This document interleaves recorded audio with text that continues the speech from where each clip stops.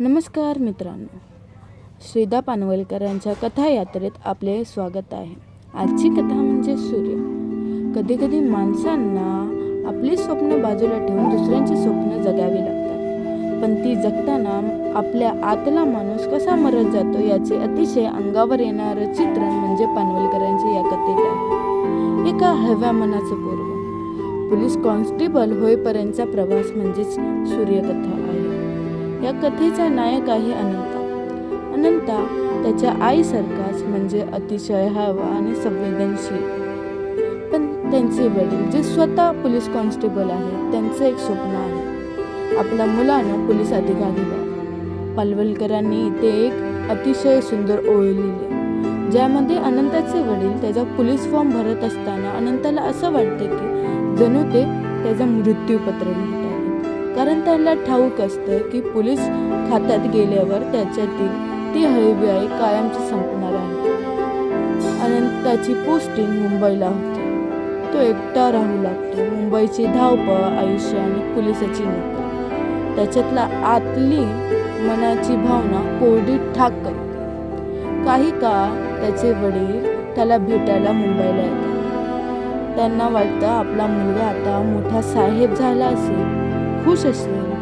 पण ज्यावेळेस ते अनंताला पाहतात तेव्हा त्यांना धक्का बसतो. त्यांच्या समोर तो जुना, लाजाळू आणि हळवा अनंत नसतो.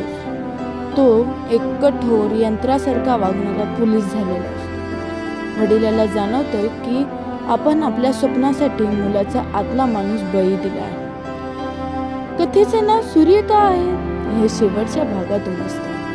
वडिलांच्या पिढी सूर्य आता मावळायला लागला आहे. त्यांची नोकरी संपत आली आहे, शरीरात थकवा चालला. पण त्याच वेळी अनंताच्या रूपाने एक नवीन सूर्य उगवला आहे.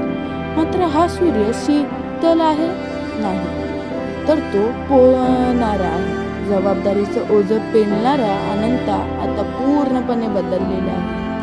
वडिलांनंतर कुटुंबाची जबाबदारी पेलणारा हा नवा सूर्य स्वतःच्या भावनांची राख करून उभा राहिला आहे. ही कथा वाचताना मला जाणवले की आपण अनेकदा मुलावर आपली स्वप्न लादतो, पण त्या प्रक्रियेत मुलाचं मूळ ओळख हरवून जातो का? पानवलकरांची ही कथा केवळ एक पोलीस यांची कथा नाही, तर ते प्रत्येक मुलाची कथा आहे जो आपली स्वप्न, पालकांच्या इच्छा पूर्ण करण्यासाठी स्वतःला बदलतो.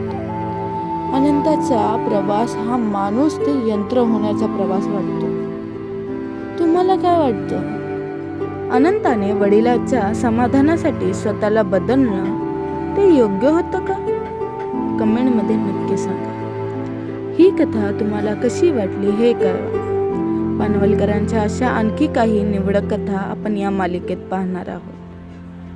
तात्पुरत्यासाठी धन्यवाद आणि उद्याच्या कथा पाहायला विसरू नका.